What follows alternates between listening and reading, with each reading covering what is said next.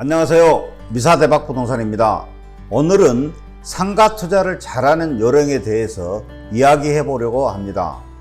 성공적인 상가 투자를 위해서는 따져봐야 할 요건들이 많습니다. 그럼 이러한 요건들 중 가장 중요한 항목은 무엇일까요? 쉽게 판단할 수 있을 것 같지만 막상 선택의 기로에 놓이면 알쏭달쏭한 문제일 수밖에 없습니다. 그럼 바꿔서 생각해 보겠습니다. 투자하지 말아야 하는 상가의 요건은 무엇이 있을까요? 이 조건을 많이 가진 상가일수록 투자 가치가 그만큼 낮다고 볼 수 있을 것입니다. 피해야 할 상가의 요건, 이것만 알아도 상가 투자의 반은 성공한 것이 아닐까요? 투자를 피해야 하는 상가를 찾다 보면 자연히 어떤 상가에 투자를 해야 하는지 그 해답을 명쾌하게 찾을 것입니다.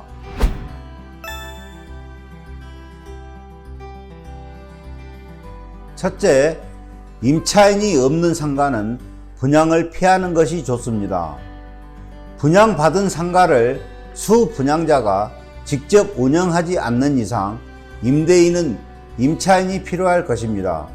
하지만 경기가 침체되어 있고 상가도 공급 과잉 현상을 보이고 있는 지금 상인들이 장사를 하고 싶은 곳이 아니라면 상가는 공실로 남을 수밖에 없습니다.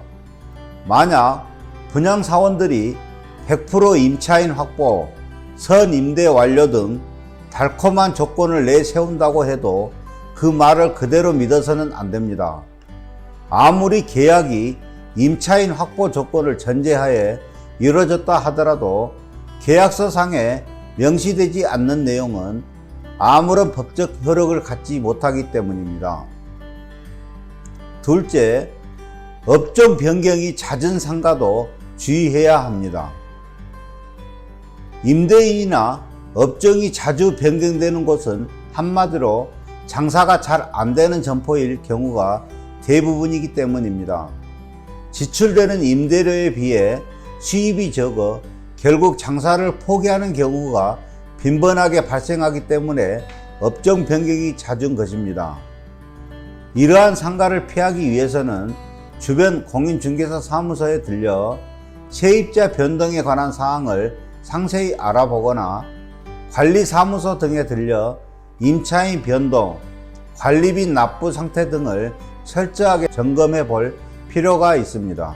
셋째, 임대료나 권리금이 지나치게 높은 상가도 피하는 것이 좋습니다. 장사가 잘 된다고 너무 높은 임대료나 권리금을 지불하고 나면 수익은 나지 않습니다. 상가 투자 수익률 계산을 통해서 내가 최대 어느 정도의 임대료나 권리금을 지불해야 원하는 만큼의 수익률을 낼 수 있는지 계산해 보고 적정선에서 조율하는 것이 무엇보다 중요합니다. 특히 상권의 특성을 파악할 수 없는 곳에서는 무리한 투자는 결국 실패로 연결될 가능성이 높기 때문입니다. 넷째, 상권이 이동하고 있는 점포는 아주 위험합니다.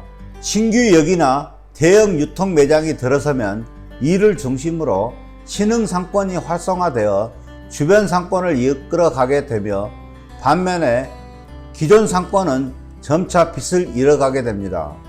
그렇기 때문에 분양이나 임대를 받으려는 입지의 개발 계획을 파악하는 것은 매우 중요한 일입니다. 신흥 상권에게 수요자를 빼앗겨 버리는 기존 상권은 입지가 양호하더라도 기대만큼의 수익을 내기 어렵기 때문입니다. 다섯째, 토지 지분이 낮은 점포보다는 토지 지분이 높은 점포를 구하는 것이 유리합니다. 상가와 주택과 같은 건축물은 시간이 지날수록 가치가 하락하는 부동산입니다. 하지만 토지의 경우에는 건물과 달라서 감가상각이라는 부분이 배제되어 있어 장기 투자를 원하는 투자자라면 해당 점포의 토지 지분 면적이나 지분의 가격을 꼭 따져보는 것이 현명하다고 보겠습니다. 이 밖에도 고객의 동선이나 주 고객의 연령층, 교통 환경의 변화, 소비 및 생활 패턴의 변화 등도 상가를 선택할 때 반드시 체크해야 될 사항이라고 봅니다. 지금까지 상가 투자를 잘하는 요령에 대해서 5가지 정도 짧게 알아봤습니다. 이 점을 유념하시고 상가 투자를 하시면 실패하지 않을 것이라고 봅니다.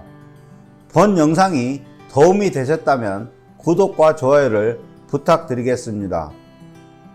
다음에는 더 좋은 영상으로 다시 찾아뵙겠습니다. 감사합니다.